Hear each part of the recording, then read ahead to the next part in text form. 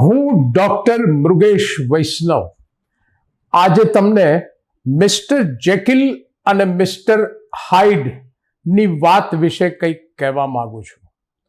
શિવમભાઈ એક એવા વ્યક્તિ હતા કે 15 દિવસ માટે એ ડેશિંગ, સ્મેશિંગ અને આત્મવિશ્વાસથી છલોછલ વ્યક્તિ થઈ જતા હતા અને બરાબર 15 દિવસ પછી આપોઆપ તે ડરપોક, ભીરુ, ચિંતાતુર, હતાશ અને બધાથી ભાગતા ફરતા હતા, જેથી તેમનું આ સ્વરૂપ કોઈ જોઈ ન જાય.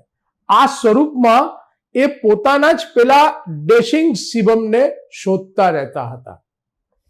એક દિવસ એમનો દીકરો 12મા ધોરણના ટ્યુશનથી પાછો મોટરસાયકલ પર આવતો હતો. ત્યાં એને એક્સિડન્ટ થયો. લોકો ભેગા થયા. એક છોકરાને વાગ્યું પણ હતું. શિવમભાઈ ત્યાં પહોંચી ગયા.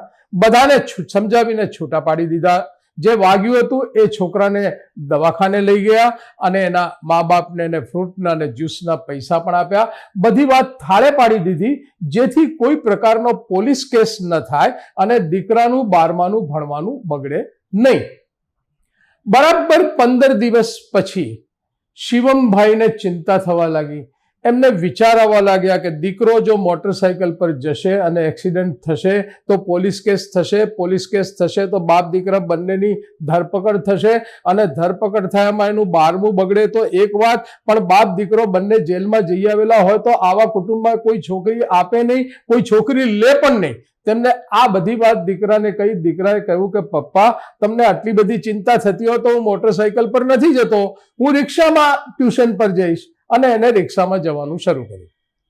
બરાબર 15 દિવસ પછી ડેશિંગ શિવમભાઈ પાછા આવી ગયા અને એને દીકરાને કહ્યું, આમાં આવ, તારે રિક્ષામાં નહીં જવાનું, તું તારે મોટરસાયકલ પર જા.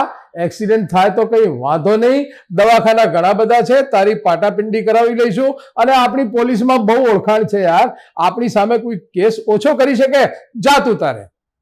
તો પપ્પાનું આવું સ્વરૂપ જોયું અને દીકરો તો હેબતાઈ ગયો. એને મોટરસાયકલમાં જવાનું શરૂ કર્યું.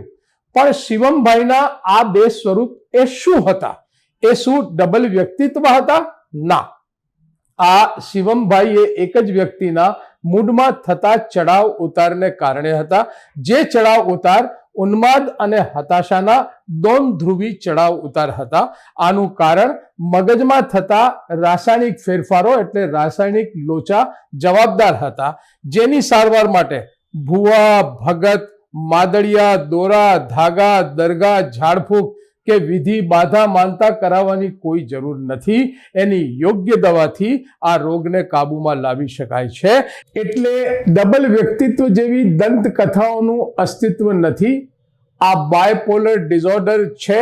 શિવમભાઈને 20 વર્ષથી આ રોગ હતો. પહેલા 5 વર્ષે હુમલા આવતા એક વખત, પછી 2 વર્ષે, પછી વર્ષે, પછી 6 મહિને અને હવે 15 દિવસે આવતા થયા.